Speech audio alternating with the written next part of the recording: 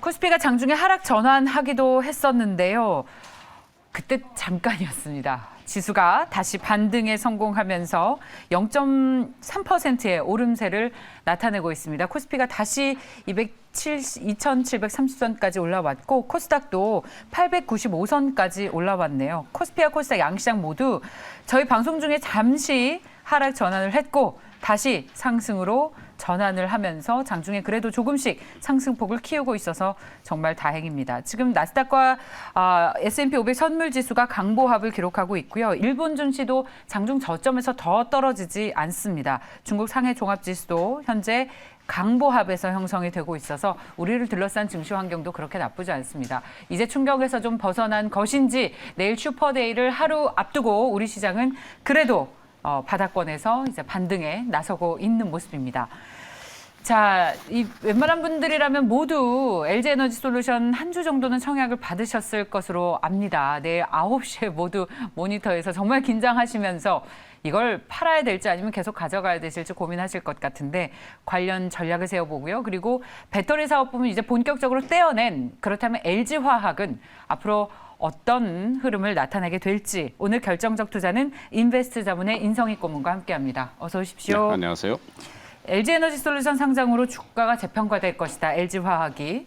라는 의견들입니다. 만약에 재평가라면 그것이 긍정적인 평가일까요? 아니면 좀 보수적인 평가일지 우리 고모님께서는 어떤 해석을 하고 계십니까? 뭐 긍정적인 평가해야 되겠죠. 내일 드디어 이제 상장을 하는데 참 시기가 안 좋다 생각은 드네요. 시기가 뭐 좋았으면은 뭐 우리가 기대했던 뭐 따상이야 그냥 바로 나올 수도 있는데 사실 그 시기는 본인이 직접 만든 것 같습니다. 그렇죠? LG에너지솔루션이 상장하면서 시장에 완전히 수급으로 찬물 끼얹었기 때문에 네, 그거 자기 스스로 상장하고 스스로 시장 끼얹고 근데 LG화학은 안 좋다가 오늘 하루 앞두니까 예. 장중에 상승폭을 계속 키우고 있는 것이 이거 시장에서 어떻게 해석을 하는 건가? 뭐 어떻게 정말 보면 궁금합니다. 자업자득이라는 표현을 써야 되는데 네. 만약 이거 아니더라도 우리 시장이 그러면 살아 있었겠냐 생각해보면 그것도 아닐 것 그렇죠. 같아요. 왜냐하면 네. 시장 글로벌 시장 자체가 지금 맞습니다. 미국 우크라이나 사태가 가장 크게 나오고 그 전에는 뭐 금리 인상, 테이퍼링 여러 가지가 이제 계속 있는데도 불구하고 시장은 생각보다 안 빠졌거든요. 거기에 이제 트리거 역할을 한 게 이제 우크라이나 사태다 이렇게 생각이 들어요. 그래서 그런 쪽에서 지금 시장 외적인 부분에서 이제 발생이 됐기 때문에. 그동안 이제 안 빠지니까 빠지고 싶었는데 누가 이제 어떤 그 단초를 제공하지 못해서 꼭 버틴 것 같은 그런 시장 같은 모습이었던 것 같아요. 그래서 그거에서 이제 어떤 트리거가 작용이 되면서 빠졌는데 시장 외적인 조건이라면 언젠가 분명히 그칠 것이다. 시기는 그렇게 오래 가지 않을 것이다. 지금 전부 다 이제 비관적으로만 보고 있는데 이젠 비관적으로 이미 봐완 상태에서 결과 진행되고 있는 상황이기 때문에 여기서 제일 걱정하는 게 저는 이제 신용 물량이거든요. 그거 물량만 순조롭게 어떻게 넘어갈 수만 있다면 장을 좀 터닝할 수 있지 않을까 좀 시황을 갖고 있고요. 일단 내일 그 LG 에너지 솔루션 상장을 합니다. 우리가 이제 공모가 상단에 30만 원에 이제 시작을 이제 공모를 했지요. 내일 보통 우리가 얘기하는 따라 그러면 따블에 이제 시초가가 신장이면 60만 원이 되고 거기에 상한가면 78만 원까지 가는데 문제는 이제 시총이죠. 지금 시총이 이미 70조가 형성이 돼 있고요. 그럼 시총 2위예요. 지금 1위가 삼성전자가 거의 500조 수준이고요. 근데 2위가 SK바이오 사이언스인데 이게 87조거든요. 그걸 넘어서는 그 밑에 있지만은 내일 상장이 되면 넘어설 것으로 예상이 되는데 만약에 딸을 해서 60만 원 간다 그러면 시총이 거의 120조까지 지금 140조까지 올라가고 상을 하면 180조가 넘는 수준이거든요.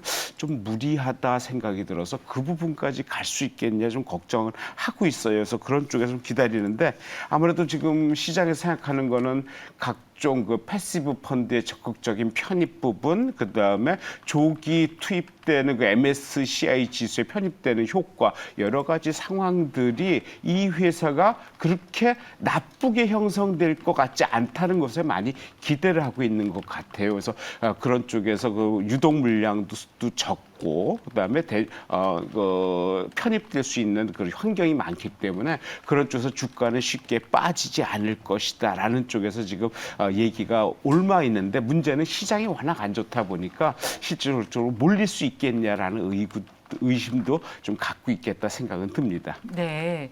자, LG화학의 주가가 지금도 상승폭을 더욱 확대하고 있는데 배터리 사업 부분에서 독립한 LG화학 앞으로의 전망을 좀 살펴봐야 또 우리 많은 투자자분들이 이 수급으로 많이 빠진 것을 또 기회로 삼을 수도 있고 아니면 반등할 때 LG화학의 주주들 나가실 수 있는 기회로 삼을 수도 있을 것 같아서 LG화학 본연의 가치에 대해서 좀 전망을 해보도록 하겠습니다. 첨단 사제 사업 부분에 집중할 석유화학 부분으로서의 가치를 어떤 비트할 수 있을 만한, 상회할 수 있을 만한 잠재력이 있을지 LG화학 자체 본연의 가치를 분석하자면 어떻습니까? 예, 이제 뭐 중요한 건 LG화학인 것 같아요. 그렇습니다. 이제 예. 진짜 올해부터는 그 물적 분할이라는 거 이제 안 했으면 좋겠다 생각이 들어요. 뭐 누누이 말씀드리지만은 회사로서는 취할 수 있는 이익을 극대화하기 위해서 물적 분할을 하는데 실제적으로 외국 사례나 여러 가지 상황 보면 우리나라 회사의 어떤 지주사는 거의 뭐 페이퍼 컴퍼니 수준으로 지금 될 수도 있거든요. 그렇다면 이건 없는 회사가 하나 만들어지고 그거의 이익을 대주주가 취하는 그런 구조예요. 그래서 앞으로는 이런 물적 분할 같은 건 안 해야 되겠다. 너무 희석되는 부분이 많고 개인 투자자의 위험도가 너무 익스포저돼 있다는 쪽에서 상당히 걱정된다는 수준이고요. 이제 LG화학을 살펴봐야 되는데 LG화학 같은 경우에 지금 4가지 축이 있어요. 기존의 석유화학 부분이 있고요. 첨단 소재가 있고 지금 떼어내는 배터리 부분이 있고 바이오 부분이 있어요. 이 중에 가장 크게 나오는 게 이제 첨단 소재 쪽이에요. 기존의 석유화학을 넘어선 부분이죠. 또 향후에 이제 캐시카우라고 이제 많이들 얘기하는 배터리 부분을 이미 지금 떼어낸 상태고 그래서 첨단 소재에 대한 가능성을 상당히 보는데 향후의 첨단 소재 특히 첨단 소재 중에서 전장과 관련된 전기 소재 부분이 있는데 이 부분이 현재 차지하는 그룹 내 그 회사 내 포지션이 한 35% 정도 되는데 이 부분이 5년 내에 거의 배 이상 올라갈 것으로 예상이 되고 있어요. 그렇게 될 수밖에 없는 게 지금 LG 엔솔하고 연계해서 그쪽에 시너지 효과를 내려면 이쪽을 키워야 되는 수밖에 없거든요. 그래서 현재로서 그쪽에 집중된다 그러면은 현재 그쪽에서 나오는 수익이 한 1조 6천억 정도로 나오고 있는데 요거를 거의 5년 내에 한 8조까지도 연평균 한 40% 부분의 성장성을 내다보고 있는 것 같아요. 그래서 그런 쪽에서 좀 가능성을 보겠다 생각이 들고 올해 그 LG화학의 그 영업이익이 5조 3천 정도가 좀 나오거든요. 이게 이제 배터리 부분을 떼어내기 이전 영업이익이기 때문에 충분히 그 가능성을 좀 봐야 되는데 작년에 1조 8천억에서 거의 300%가 지금 증가하는 부분이거든요. 이게 내년 되면 좀 떨어질 겁니다. 아니면 배터리 부분을 떨어내는데 다만 배터리 부분에 이제 엔솔에 대한 그 대주주 요건이 82%를 갖고 있어요. 그래서 회계 연결 이익 시킨다면 100%는 못 받더라도 LG 에너지 솔루션의 영업 창출을 웬만큼 받아올 수 있는 부분. 그렇다면 영업이익은 다소 축소되더라도 우리가 우려할 만큼 크게 주가가 빠지는 만큼의 영향까지 가겠느냐라는 건 좀 더 두고 봐야 되겠다 생각되고 현재 주가도 그만큼 지금 밀려 있는 상태에서 웬만큼 모든 게 이제 나오는 상태에서 이제 반등을 시작한다면 한번 기대해 볼 만하지 않을까 생각도 하고 있습니다. LG화학의 주가를 기대할 만하다라는 말씀이신 건가요?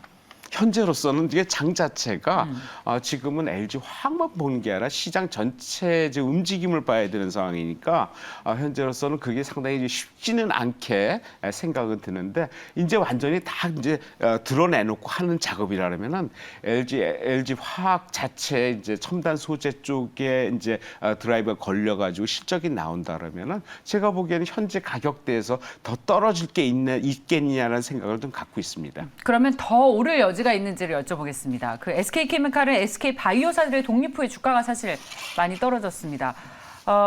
이게 LG화학이 LG 에너지 솔루션 앞서 지주사로서의 영향에 대해서도 말씀해 주셨는데 지주사로서의 주가 영향은 지분법 평가 이익을 가져갈 수 있기 때문에 그 이익이 반영이 되면 LG 에너지 솔루션 상승분만큼 LG화학도 추가 상승 기대할 수 있다라고 말씀을 해 주셨습니다.